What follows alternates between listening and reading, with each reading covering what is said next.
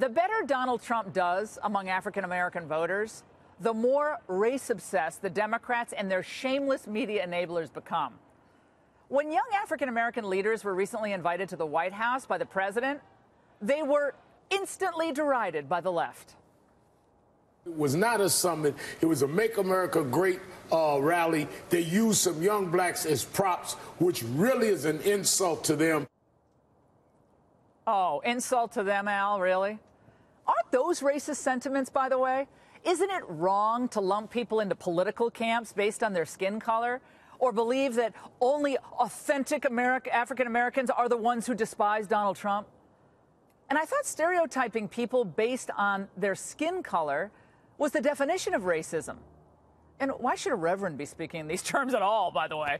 I think what's going on here is they're worried about their prospects. And so now the left are engaged in a coordinated effort to brand Donald Trump as a racist.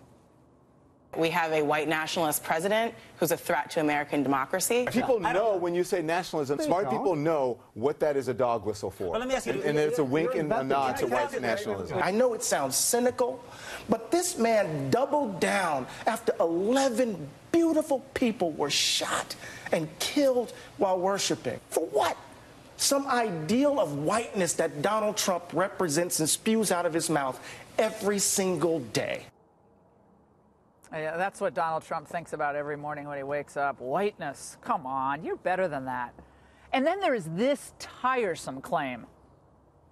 Trump knows the only way that they can energize their base is through fear. I thought Sarah Silverman was supposed to be funny. Oh, well, oh, really? Then talk about fear-mongering. What was Oprah Winfrey doing in Atlanta today, if not fear-mongering? I'm here today because of the men and because of the women who were lynched, who were humiliated, who were discriminated against, who were suppressed, who were repressed and oppressed, and I refuse to let their sacrifices be in vain. Gotta hand it to Oprah. She's a great speaker. But I kind of liked her better when she was giving away Toyotas and refrigerators. To try to tie the candidacy of the Georgia Republican gubernatorial candidate Brian Kemp to the scourge of racism and even lynchings? Come on, Oprah. It's dehumanizing. It's completely baseless. It's totally cruel. And again, I say, you're much better than that. And you're much bigger than that. And I'd also say this to Oprah Winfrey. How is this living our best life now? This kind of broad brush race baiting desensitizes us to the real racists out there who should be condemned and prosecuted to the fullest extent of the law when they commit heinous crimes and use violence to hurt and maim people of a different race. By the way, what did Kemp ever do aside from running against a black opponent? Nothing. For a taste of true racial obsession and outright racism, here are what a few prominent Democrats said this week that didn't get all that much attention. What do you think of Cory Booker's? And you didn't comment on him, and you feel free. Oh, I adore him. What do you think about him saying kicked him in the shins, essentially? Start to get to that kind of political. Well, that was Eric Holder. Yeah, Eric Holder. Yeah. I'm sorry. Yeah, I know they all look alike. No, they don't.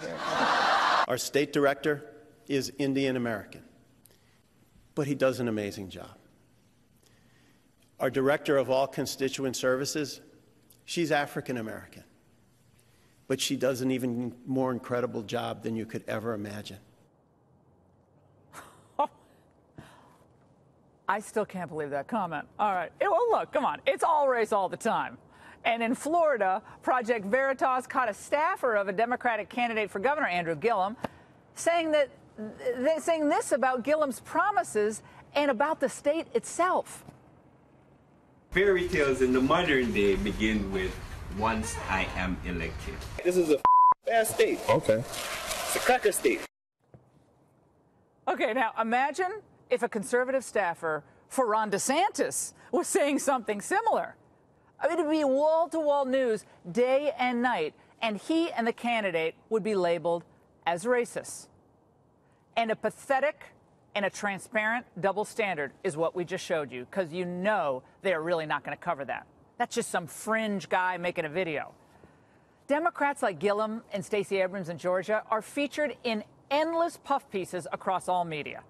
And most of these pieces focus on their race as their biggest selling point for the candidacy. Okay, I assume they're about more than that. They have views and they have ideas, but it's always about race and race for the most part alone. But black Republicans like John James running for Senate in Michigan, or Omar Kudrat, a Muslim Republican running for Congress for California's 52nd district, they're hardly covered at all. So I guess race doesn't matter if you're a Republican. It's not historic at all. The reason, again, for this leftist race baiting, Trump's policies are working for African Americans, and the results are now beginning to come in. Democrats sense it. They're losing their grip on the black community.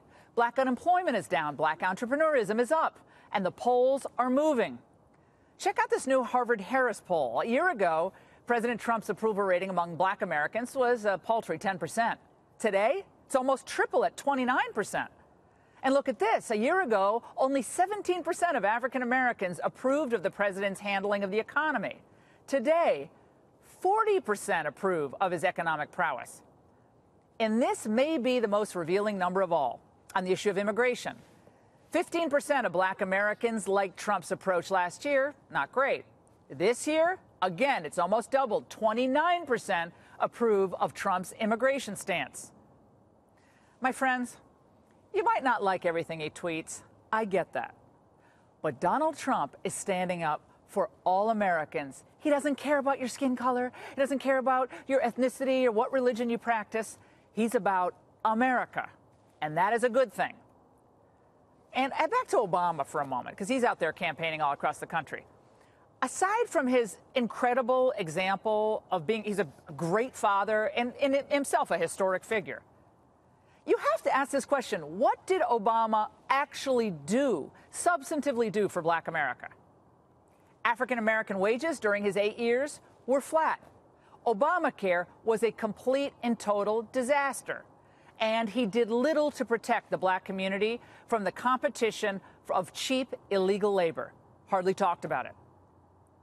Do not let the race hucksters convince you to embrace the failure of the past.